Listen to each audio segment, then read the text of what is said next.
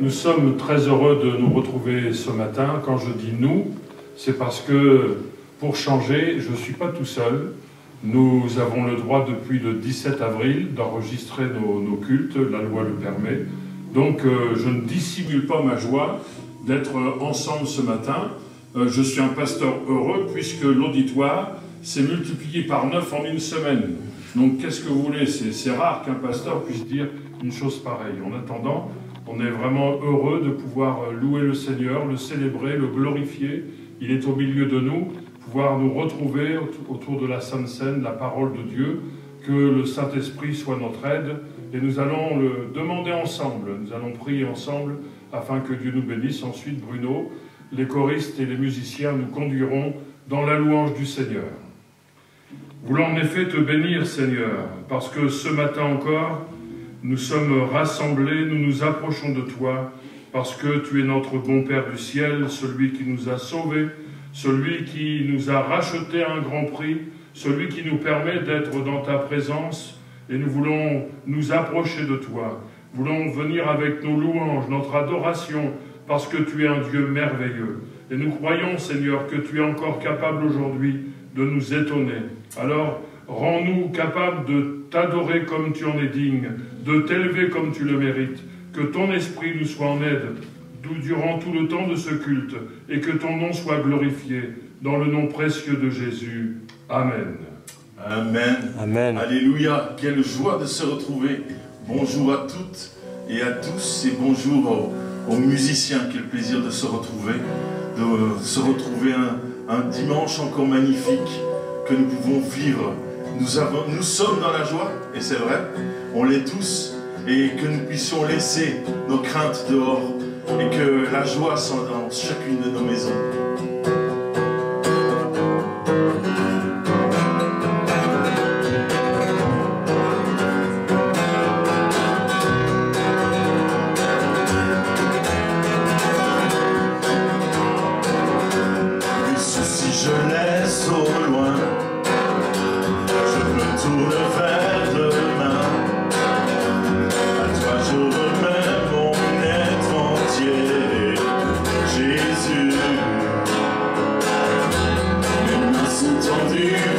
Toi,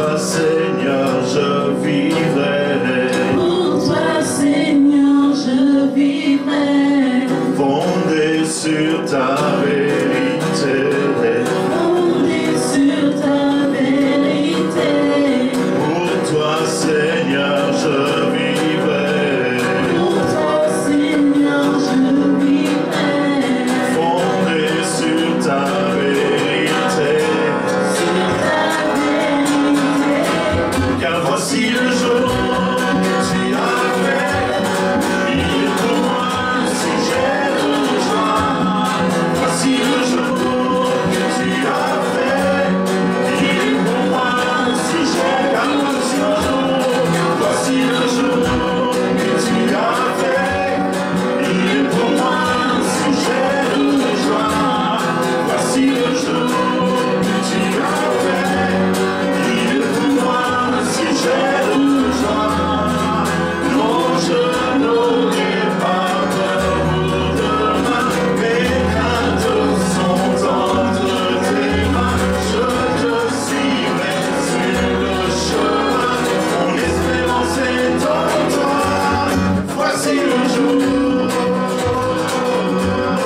voici le jour, voici le jour, voici le jour.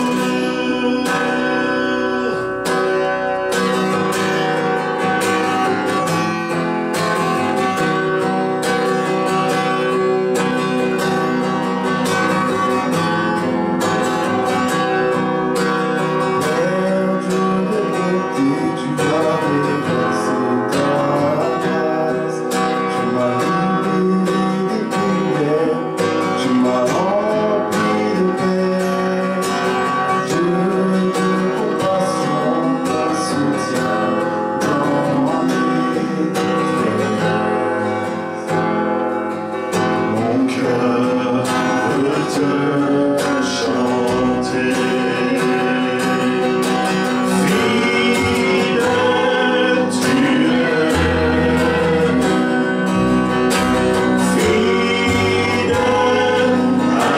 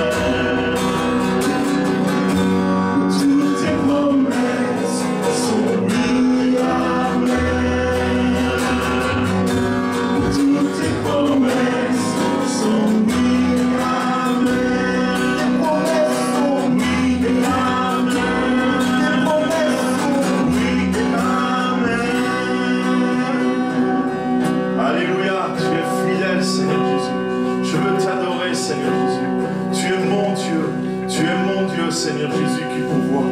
Sois glorifié ce matin. Alléluia. Sois glorifié aujourd'hui et à jamais, Seigneur. Dieu de gloire, je t'adore. Ton nom s'élève en majesté de mes lèvres. Je célèbre ta victoire, ton règne, ton autorité. Digne du agneau de Dieu.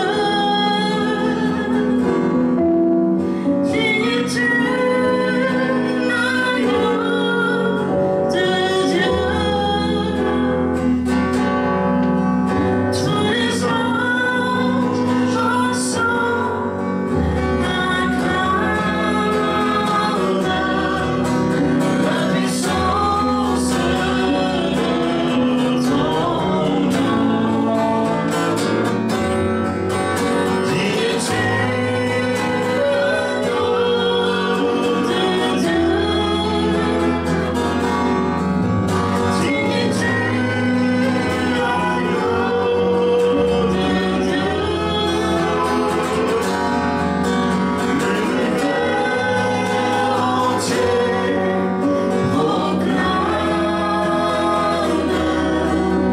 la beauté de ton seul nom. Dieu de gloire, je t'adore. Ton nom s'élève en majesté de mes lèvres. Je célèbre ta victoire, ton règne, ton autorité. Digne du agneau de Dieu. Digne du agneau de Dieu.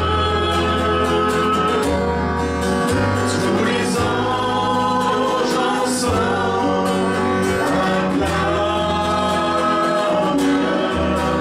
la puissance de ton nom. Digne du agneau de Dieu. Digne du agneau de Dieu. L'univers entier proclame la beauté de ton saint nom. Ton merveilleux nom, Jésus. Gloire à ton nom, Seigneur.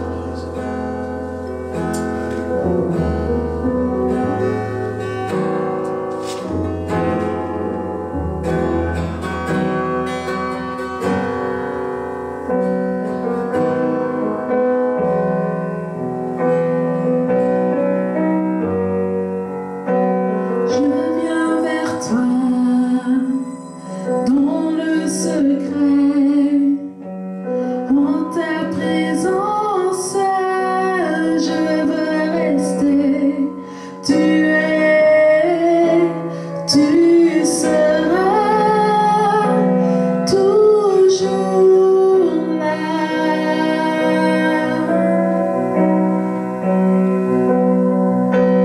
Tout contre toi, près de ton cœur, je peux entendre ta voix, Seigneur. Tu seras toujours là.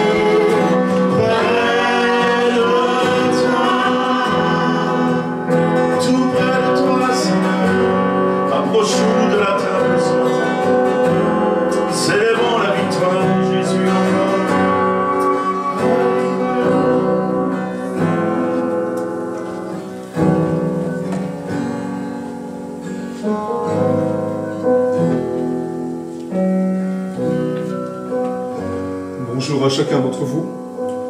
Je suis très content d'être avec vous ce matin et très content d'être de retour à la maison. Très content de nouveau avoir foulé le tapis de mon église. J'en suis très heureux et j'attends avec impatience le jour où on pourra être tous ensemble. Alors, j'aimerais que nous fassions une lecture dans le livre d'Isaïe, au chapitre 53. C'est une lecture que nous faisons souvent lors de la Sainte Seine, mais je ne me lasserai jamais de la lire parce qu'elle est tellement significative du sacrifice que notre Seigneur a fait pour chacun d'entre nous. Chapitre 53 du livre d'Isaïe, au verset 3. Méprisé et abandonné des hommes, homme de douleur et habitué à la souffrance, semblable à celui dont on détourne le visage, nous l'avons dédaigné, nous n'avons fait de lui aucun cas. Cependant, ce sont nos souffrances qu'il a portées, c'est de nos douleurs qu'il s'est chargé, et nous l'avons considéré comme puni, frappé de Dieu et humilié. Mais il était blessé pour nos péchés, brisé pour nos iniquités. Le châtiment qui nous donne la paix est tombé sur lui. Et c'est par cette meurtrissure que nous sommes guéris. Nous étions tous errants comme des brebis. Chacun suivait sa propre voie. Et l'Éternel a fait retomber sur lui l'iniquité de nous tous. Il a été maltraité et opprimé. Il n'a point ouvert la bouche, semblable à un agneau qu'on mène à la boucherie, à une brebis muette, devant ceux qui l'attendent. Il n'a point ouvert la bouche. Ce sont les hommes qui essayent de s'approcher de Dieu pour mériter leur salut. Par leur comportement, par des bonnes actions, ils essayent de gagner leur salut. Avec le Dieu de la Bible, c'est totalement différent. Ce n'est pas l'homme qui va vers Dieu, mais c'est Dieu qui vient vers l'homme. C'est Dieu qui vient vers l'homme en la personne de Jésus-Christ. Jésus est venu sur la terre, il est mort pour chacun d'entre nous.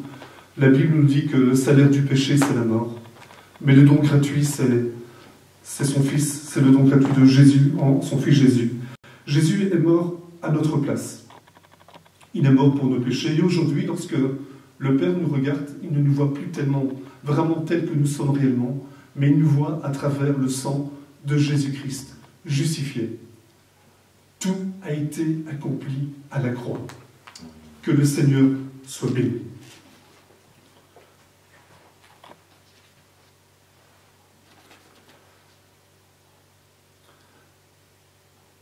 Car j'ai reçu du Seigneur ce que je vous ai enseigné.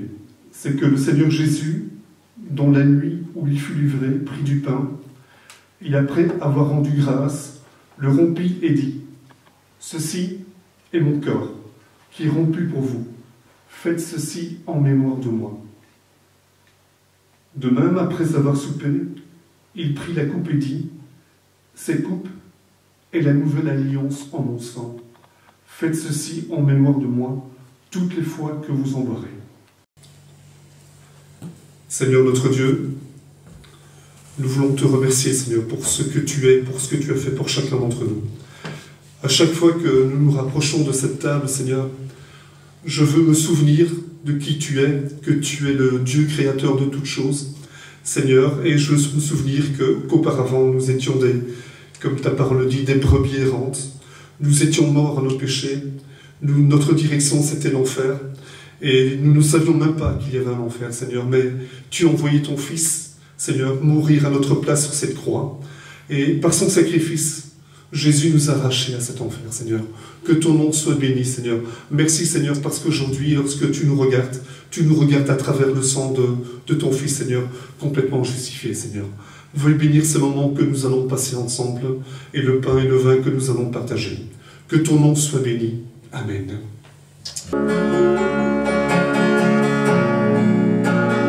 Passion de mon Sauveur, la grâce de notre Dieu, la croix ne laisse aucun doute quant à l'ampleur de son amour.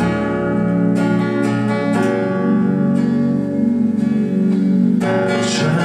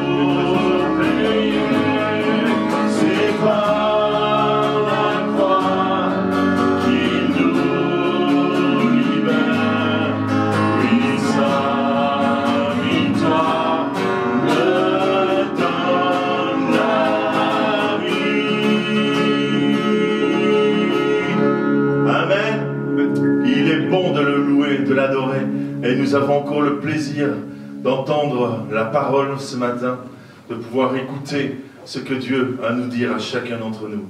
Soyons bénis ensemble. Voilà, nous l'avons déjà dit, on est vraiment très heureux d'être ensemble, de pouvoir avoir ce moment. Alors, bien sûr, tout à l'heure, j'ai parlé de la loi qui nous autorise, mais vous avez remarqué que nous sommes limités par la loi à un nombre de 10 maximum, et donc nous avons respecté ce genre de choses, mais néanmoins, je répète quand même que pour moi, l'auditoire a multiplié par 9. Donc ça, je ne suis pas prêt de l'oublier. Je vous propose ce matin de prendre de l'altitude avec Dieu. C'est quelque chose qui est nécessaire pour notre vie, parce que il est vrai que nous n'avons jamais autant employé le mot confinement. Confiné, confinement.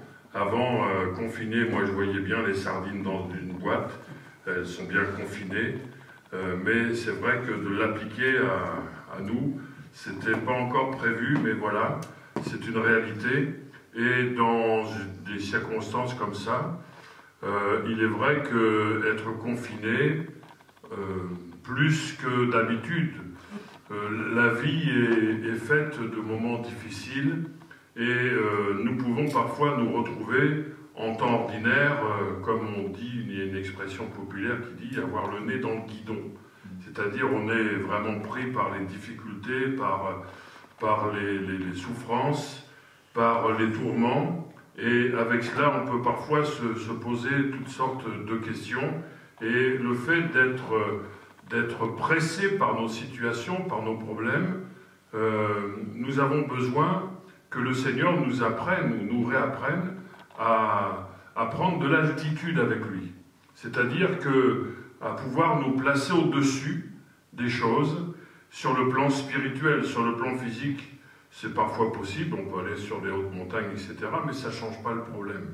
Le problème, il est plus spirituel, il est au fond de notre cœur, et nous allons voir comment le Seigneur, dans sa parole, nous invite à prendre de l'altitude avec lui. Nous allons lire dans l'Épître aux Hébreux, au chapitre 2, et nous commençons cette lecture à partir du verset 5. Hébreux, chapitre 2, verset 5. J'entends pas beaucoup de feuilles, c'est certainement les smartphones qui tournent. Hébreux, chapitre 2, verset 5. Le jour où les smartphones feront le bruit des pages de la Bible, peut-être que ça viendra. Hébreux chapitre 2, verset 5. En effet, ce n'est pas à des anges que Dieu a soumis le monde à venir dont nous parlons. Or, quelqu'un a rendu quelque part ce témoignage. Qu'est-ce que l'homme pour que tu te souviennes de lui, ou le Fils de l'homme pour que tu prennes soin de lui? Tu l'as abaissé pour un peu de temps au-dessous des anges. Tu l'as couronné de gloire et d'honneur. Tu as mis toutes choses sous ses pieds. En effet, en lui soumettant toutes choses, Dieu n'a rien laissé qui ne lui soit soumis. Cependant, nous ne voyons pas encore maintenant que toutes choses lui soient soumises, mais celui qui a été abaissé pour un peu de temps, au-dessous des anges, Jésus, nous le voyons couronné de gloire et d'honneur, à cause de la mort qu'il a soufferte. Ainsi, par la grâce de Dieu, il a souffert la mort pour tous. Alors, l'auteur de l'Épître aux Hébreux va passer beaucoup de temps à parler de Jésus à des chrétiens qui, à ce moment-là, donc des chrétiens d'origine hébraïque, d'origine hébreu, et qui avaient des problèmes dans leur foi. Et ils commençaient à douter, peut-être même à revenir à l'exercice de la loi, et l'auteur de l'Épître va les amener à la foi, tout simplement parce que quand il regardait aux circonstances, quand il regardait à la vie de tous les jours, il ne voyait pas ce qui a pu changer par rapport à avant et après la mort et la résurrection de Jésus. Et c'est vrai que la parole de Dieu, elle est parfaitement honnête, et parfois on peut regarder la situation de l'humanité, on peut regarder comment le monde est dirigé, on peut regarder la violence, on peut regarder les famines, on peut regarder les injustices, Et parfois on peut se dire, mais finalement, Dieu il est où dans tout ça? Qu'est-ce que la mort de Jésus a changé? Qu'est-ce que le sacrifice de Jésus a changé? Qu'est-ce que l'Évangile a changé? Et il est vrai que quand on regarde aux choses de la terre, on peut se poser toutes sortes de questions. Si on ne prend pas de l'altitude avec Dieu, on peut être pessimiste. Et il y a de quoi être pessimiste. Mais ici, l'Esprit de Dieu veut tout simplement nous dire, mais voilà, tu vois les choses telles qu'elles sont, tu n'es pas un naïf, tu n'es pas un rêveur, tu n'es pas quelqu'un qui fabule. Quand tu regardes les choses de la terre, c'est vrai, la Bible dit, par exemple, que le monde entier gît sous la puissance du malin, donc ça on le voit bien, on le sait bien, mais nos yeux, les yeux de notre cœur, ne se laissent pas impressionner, inoptiser, aveugler par les choses de la terre. Le Saint-Esprit veut nous aider à regarder au-dessus et à nous amener à regarder Jésus tel qu'il est aujourd'hui. Non pas tel qu'il était uniquement quand il était sur la terre. C'est pas interdit de regarder Jésus dans les évangiles, bien au contraire. Je nous encourage même à lire, à relire et à relire encore les évangiles. Mais il est vrai que si on regarde Jésus uniquement quand il était sur la terre, quoiqu'il ait fait des miracles absolument prodigieux, il était quand même limité sur le plan géographique. Il ne pouvait agir que là où il était. Il était limité dans le temps, il n'a pu agir que 3 ans et demi. Il était limité parce qu'il avait la force, l'énergie et les capacités d'un être humain, quoiqu'il fût Dieu. Mais voilà, il a guéri, il a béni, etc. Mais entre hier, le temps où Jésus était sur la terre, et aujourd'hui, il y a eu la croix, il y a eu la mise au tombeau, il y a eu la résurrection, l'élévation, et aujourd'hui Jésus, nous ne le voyons pas uniquement comme celui qui bénit et qui guérit, mais merci Seigneur parce qu'il continue de le faire, mais nous le voyons couronné de gloire et d'honneur à cause de la mort qu'il a soufferte. Et nous sommes appelés à le voir ainsi. Quand il est dit qu'il est couronné, c'est un mot qui est important dans la parole de Dieu, puisque à l'époque du Nouveau Testament, ce mot était utilisé notamment pour décrire la récompense que l'on donnait aux athlètes qui remportaient des victoires. Donc quand ils étaient couronnés, c'est qu'on reconnaissait qu'ils étaient vainqueurs.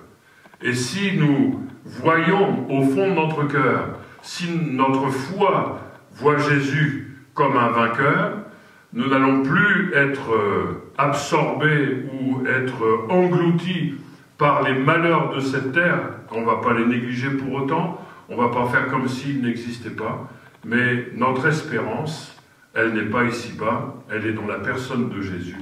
Et nous voulons vraiment avoir ces yeux, les yeux de notre cœur, qui considèrent, qui voient Jésus comme étant celui qui est assis à la droite de Dieu, qui est couronné de gloire et d'honneur. Il est notre vainqueur et nous le bénissons de tout notre cœur. Et puis, il y a cet autre texte dans le livre des psaumes, le psaume 29.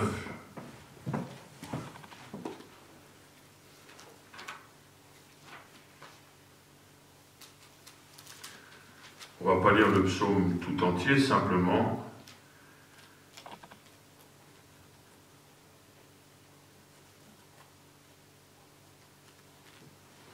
Si je me trompe de livre. Je me disais, tiens, mon ordinateur a fait une erreur, mais non, c'est moi qui fais l'erreur. Je me trompe de livre. Le psaume 29, nous lisons à partir du verset 10.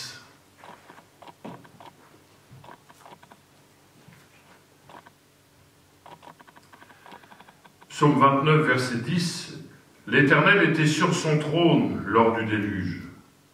L'Éternel sur son trône règne éternellement. L'Éternel donne la force à son peuple. L'Éternel bénit son peuple et le rend heureux. » C'est important de lire toute la parole de Dieu, parce que ce passage-là qui concerne le déluge et qui a été écrit bien des siècles plus tard, On ne le trouve pas dans le livre de la Genèse. Et quand on lit uniquement le livre de la Genèse pour savoir ce qui s'est passé au déluge, on passe à côté de beaucoup de choses. Et on passe notamment à côté de cette grande vérité. Donc, c'est essentiel de lire, de relire la parole de Dieu et de découvrir toutes ces pépites que le Seigneur y a laissées. Quand on regarde ce verset 10 du psaume 29, on s'aperçoit encore qu'il y a un grand décalage entre ce qui se passait sur la terre et ce qui se passait dans le ciel. Sur la terre, c'était la détresse. C'est pas facile d'imaginer les choses, mais enfin, on peut quand même imaginer, au début, la pluie. Si on est en Normandie, en Belgique, en Bretagne, la pluie, on la connaît. On sait quand même ce que ça passe, mais quand ça tombe sans arrêt, et que le niveau ne baisse jamais, qu'on finit par... on ne sait plus où se mettre parce que l'eau envahit tout, et qu'on voit les morts commencer à défiler, à être emportés par les flots, on a du mal à saisir la détresse. On a du mal à comprendre les choses.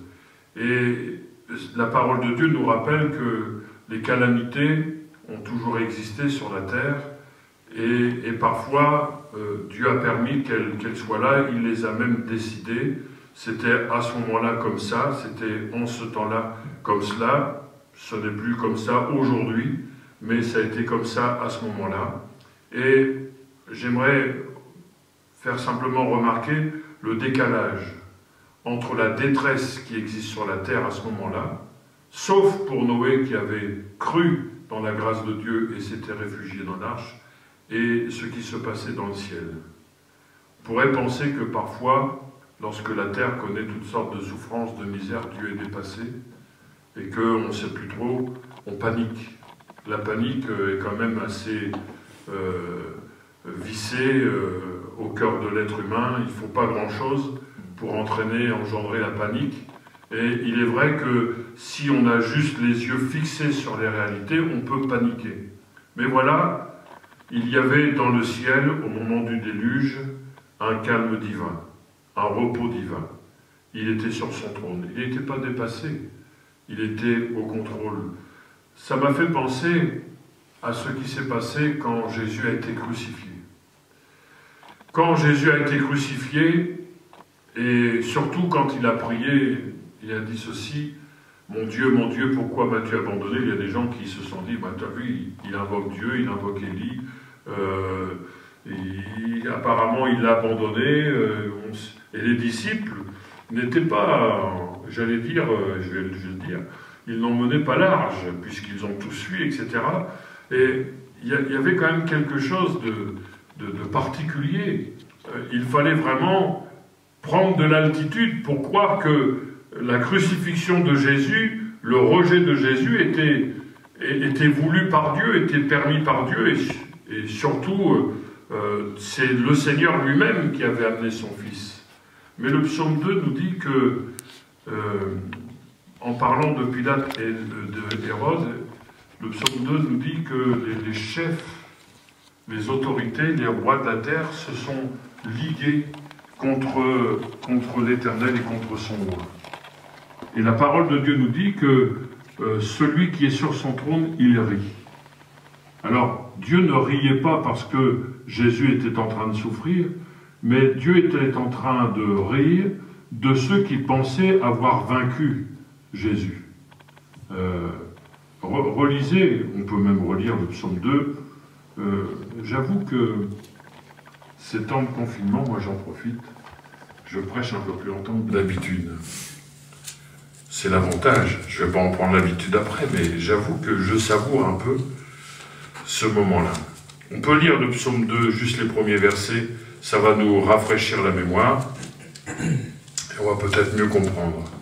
Psaume 2, verset 1er. Pourquoi ce tumulte parmi les nations, ces vaines pensées parmi les peuples? Pourquoi les rois de la terre se soulèvent-ils et les princes se liguent-ils avec eux contre l'Éternel et contre son oint? Brisons leurs liens, délivrons-nous de leurs chaînes. Donc ça, c'est ce que les hommes pensaient de Dieu. On ne veut pas que Dieu règne sur nous, on ne veut pas que Jésus règne sur nous. Et il est dit, celui qui siège dans les cieux rit, le Seigneur se moque d'eux, puis il leur parle dans sa colère, il les épouvante dans sa fureur. Et là, Dieu parle de son propre Fils. C'est moi qui ai oint mon roi, sur Sion, ma montagne sainte, je publierai le décret. Et ensuite, il parle de sa résurrection. L'Éternel m'a dit, tu es mon Fils, je t'ai engendré aujourd'hui. Quand Pierre a prêché à la Pentecôte, il a repris ce texte pour justement dire que voilà, c'était de Jésus dont le psalmiste parlait. Donc là aussi, il y a un décalage. Les gens, les hommes ont crucifié Jésus en pensant, ça y est, on s'est débarrassé de lui.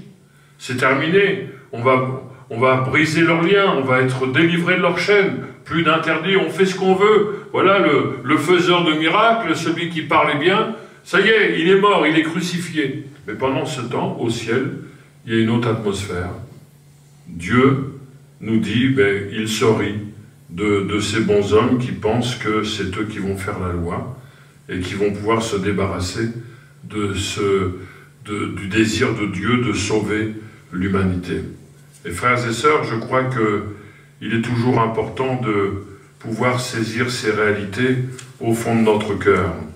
Même dans les instants les plus difficiles, les périodes les plus sombres de l'existence, nous voulons avoir les yeux fixés sur le Seigneur, parce qu'il règne, que ce ne soit pas l'incrédulité ou le doute qui puisse dominer, que ce ne soit pas la peur qui puisse dominer, que lorsque nous sommes dans les combats, dans l'adversité, ce ne soit pas l'inquiétude qui domine, mais que nos yeux soient toujours fixés sur le Seigneur.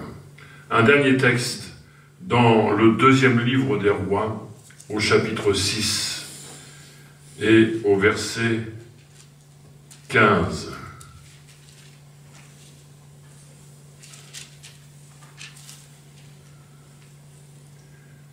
Deux Rois, chapitre 6. Oui, 2. Avant, j'avais pas d'écho, là. Maintenant, j'ai de l'écho.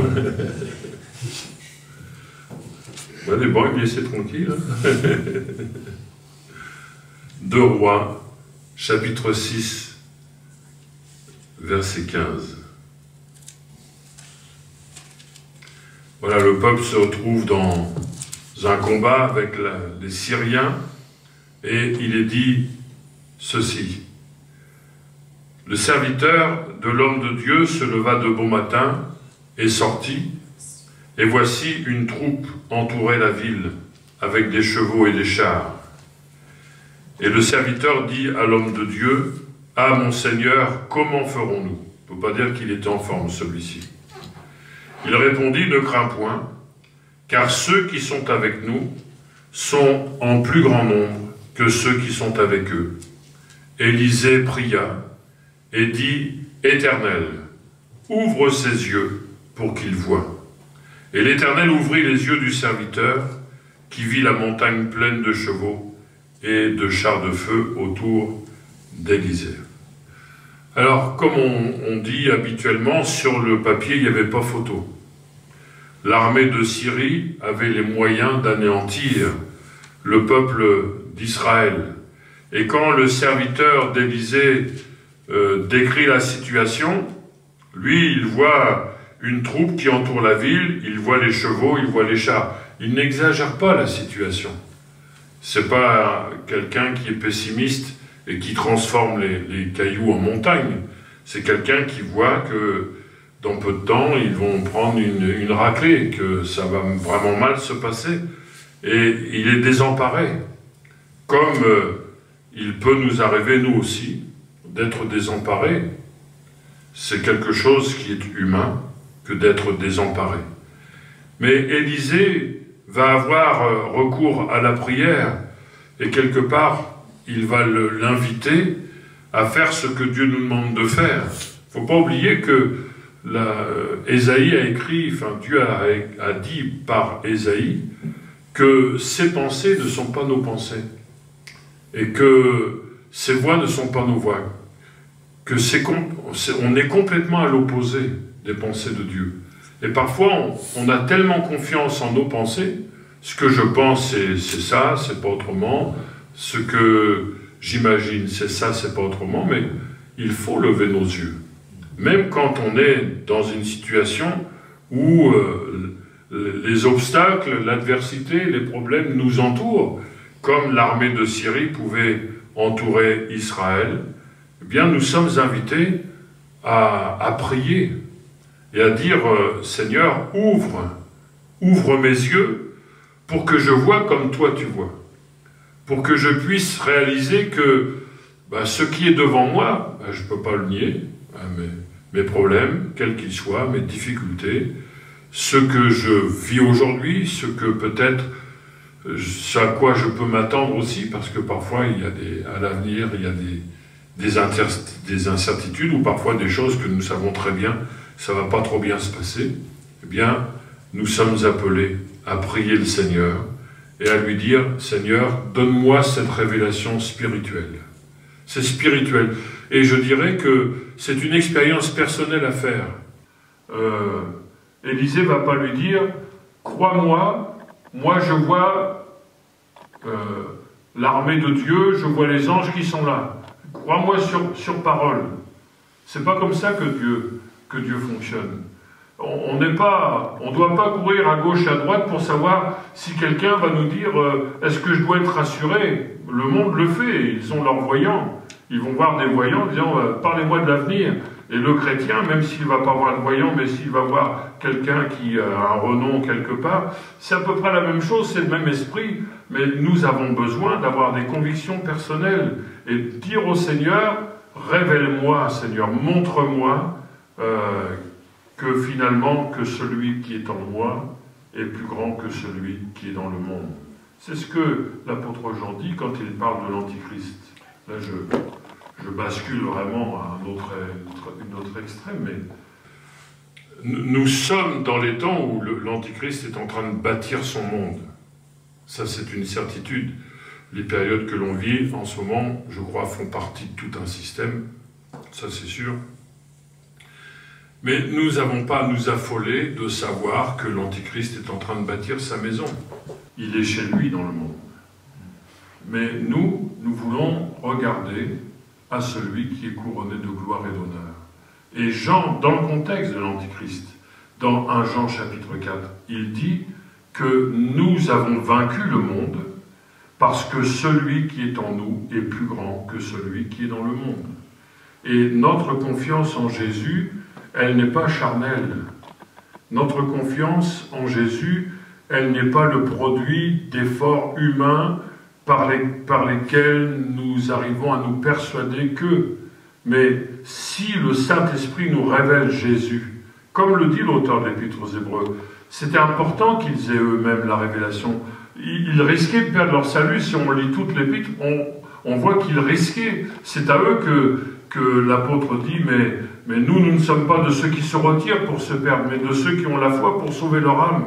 Donc ils avaient vraiment besoin d'un coup d'énergie, d'un coup de batterie du Saint-Esprit pour être renouvelés dans leur foi. Et il y a des moments où on a besoin d'avoir ce coup de booster de la foi par le Saint-Esprit pour que nous puissions regarder au-dessus de nos montagnes, au-dessus de nos difficultés, et que nous puissions confesser que Jésus est vainqueur. Qu'est-ce que dit le psalmiste? Il dit « Je lève mes yeux vers les montagnes ». Mais il les voyait bien, les montagnes. Et c'est vrai que parfois, les montagnes, on les voit bien. Et si on continue, on se les prend en pleine face. Mais il dit ceci, « Mais d'où viendra? D'où me viendra le secours ?» Et il répond, « Le secours me vient de l'Éternel, qui a fait les cieux et la terre. » C'est-à-dire, il a fait mieux que les montagnes. Il a fait ce qui est au-dessus des montagnes. Il a fait les cieux et la terre. Il ne permettra pas que ton pied chancelle. Celui qui te garde ne sommeillera point. Voilà la solution pour nous, c'est de regarder à celui qui est au-dessus. Et il a mérité d'être au-dessus, puisque un jour il a été abaissé en dessous. Il a été abaissé en dessous de tous les êtres humains, et parce qu'il a été abaissé, parce qu'il a été crucifié, parce qu'il a été rejeté, parce qu'il est mort sur une croix et que Dieu l'a ressuscité, il est souverainement élevé, Et n'oublions pas, frères et sœurs, pour terminer, que la Bible dit qu'en Jésus, nous sommes bénis de toutes les bénédictions de l'Esprit dans les lieux célestes. C'est-à-dire que là où est Jésus, le Saint-Esprit fait descendre toutes les bénédictions spirituelles dont nous avons besoin. C'est-à-dire qu'on n'a rien à craindre. On ne manquera jamais de foi, on ne manquera jamais d'énergie, on ne manquera jamais de secours, on ne manquera jamais de solution sur le plan spirituel. Dieu fera toujours des choses exceptionnelles pour tous ceux qui regardent à lui. Heureusement que Moïse a regardé au Seigneur quand il s'est retrouvé devant la mer Rouge avec l'armée de Pharaon derrière. Moi, j'aime bien essayer d'imaginer la situation. Tu te dis, mais là, franchement, s'il n'y a pas un miracle, je m'en sors pas. Même si on sait bien nager, traverser la mer Rouge, bon, quand même. Puis il y a femme-enfant, il y avait toutes les bricoles, la caravane, l'Audi A4, etc. Bon, non, mais je refais un peu de blague, moi je suis content, parce que les bons, d'habitude, quand j'en fais, ça marche pas. Là, ça marche un peu quand même. Enfin, bref. Mais imaginons la situation.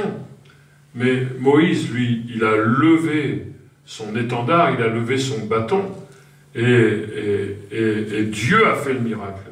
Ça veut dire que dans des situations exceptionnelles, Dieu fera toujours des choses exceptionnelles si nous avons les yeux fixés sur lui. Alors que le Seigneur nous aide et nous permette ce matin de prendre conscience et de dire au Seigneur, c'est vrai que parfois, moi, je n'arrive pas à me sortir de mes situations, de mes problèmes, de mes angoisses, de mes péchés, de mes fardeaux. Je n'y arrive pas. Bien, Seigneur, aide-moi à regarder à celui qui est couronné de gloire et d'honneur et conduis-moi dans la victoire qu'il a obtenue dans sa mort et dans sa résurrection. On va prier pour que Dieu bénisse sa parole et qu'elle descende au plus profond de notre cœur et qu'elle change notre quotidien, qu'elle change notre climat spirituel, qu'elle change vraiment le fond de notre âme pour que nous sachions prendre de l'altitude avec Dieu, pour qu'il soit glorifié dans nos vies. Prions le Seigneur de tout notre cœur. En effet, Seigneur, c'est vraiment de ce secours-là dont nous avons besoin, dont l'Église, dont chaque chrétien ont besoin. Que le Saint-Esprit puisse nous révéler encore la personne de Jésus. Nous avons besoin de le voir dans sa position de gloire, de victoire, d'honneur, puisque tu l'as couronné de gloire et d'honneur, puisque tu l'as reconnu comme étant le vainqueur, celui qui a terrassé le diable, celui qui a vaincu le péché, celui qui a vaincu même la chair, notre nature pécheresse.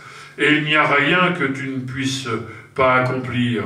Il n'y a aucune victoire que tu ne puisses donner, mais nous croyons que tout est accompli et qu'en Jésus-Christ, nous sommes plus que vainqueurs.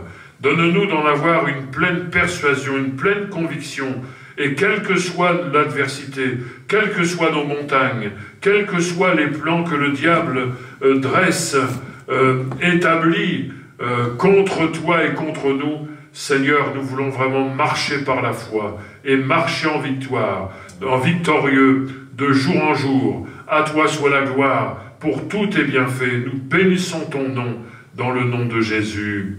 Amen. Amen. Nous chantons encore à la gloire du Seigneur.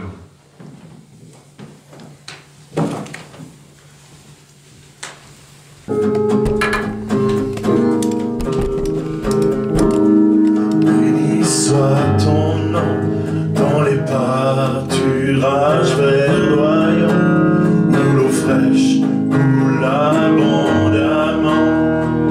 Béni soit ton nom. Béni soit ton nom quand je marche dans un lieu désert, quand je suis dans l'adversité. Béni soit ton nom. Chacune de tes bénédictions, je te louerai.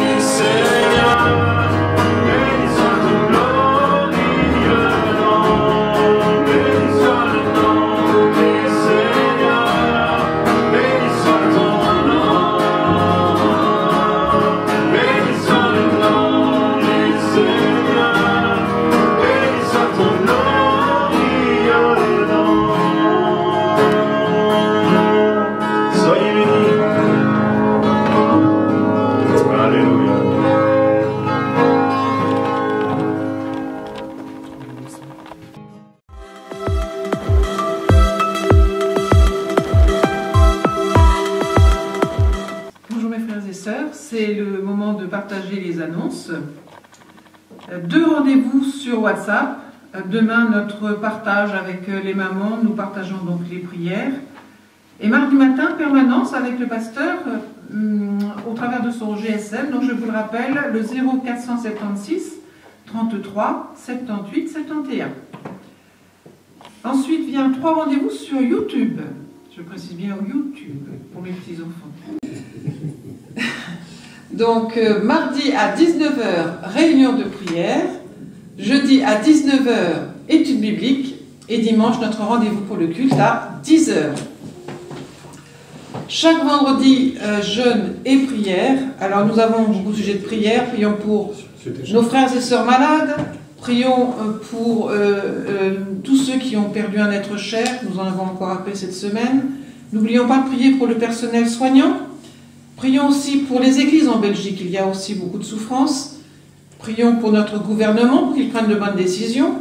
Prions aussi, et sans oublier, le réveil spirituel. Nous en avons besoin. Et bien sûr, toutes ces prières, toute cette journée ou non, chacun chez soi, bien sûr. 2 rendez-vous sur Instagram. I7G, chaque samedi à 18h30 et chaque dimanche à 16h, le groupe des ados. Voilà. Si vous désirez prendre contact avec votre pasteur, c'est toujours possible, bien sûr, au travers de son GSM au 476 33 78 71 ou bien alors sur son fixe au 02 344 31 35. Bien sûr, il y a également la possibilité de faire des visites, bien sûr, sous des conditions bien particulières, mais on peut faire également une visite. Nous allons enfin rentrer dans la première phase du confinement. Du déconfinement, oui, pardon. Soyons prudents. On va en sortir, mes frères et sœurs. Soyons prudents. En tout cas, merci Seigneur pour ces moments. Encore un peu de patience et bientôt nous nous reverrons tous. On est déjà un petit peu, mais nous nous verrons tous dans la maison du Seigneur. Je vous souhaite une bonne fin de journée. Que le Seigneur vous bénisse. À bientôt. Ah oui, j'ai oublié le verset du jour. Je suis perturbée aujourd'hui. Le verset de la semaine, c'est dans Jacques chapitre 5, versets 7 et 8. Soyons donc patients, frères, jusqu'à l'avènement du Seigneur. Voici, le laboureur attend le précieux fruit de la terre, prenant patience à son égard, jusqu'à ce qu'il ait reçu les pluies de la première et de l'arrière-saison. Vous aussi, soyez patients, affermissez vos cœurs, car l'avènement du Seigneur est proche. Voilà, cette fois-ci, je vous dis au revoir et à bientôt. Voilà, on a été vraiment très heureux de pouvoir faire ce culte avec un peu plus de participants ici, depuis quand même 1 mois et demi. Et je tiens vraiment à remercier Bruno, Christian, Jonel, Myriam, Michael, Anselme, mon épouse, JB et Tony. Voilà, merci beaucoup pour leur participation. On est très heureux d'avoir passé ce moment ensemble. Nous souhaitons que chacun soit béni dans ses besoins, dans sa famille, tout au long de cette journée encore qui est devant nous, et puis cette semaine, que la grâce de Dieu soit sur chacun d'entre nous, et comme le dit la parole de Dieu, levons nos têtes, levons nos yeux vers le Seigneur.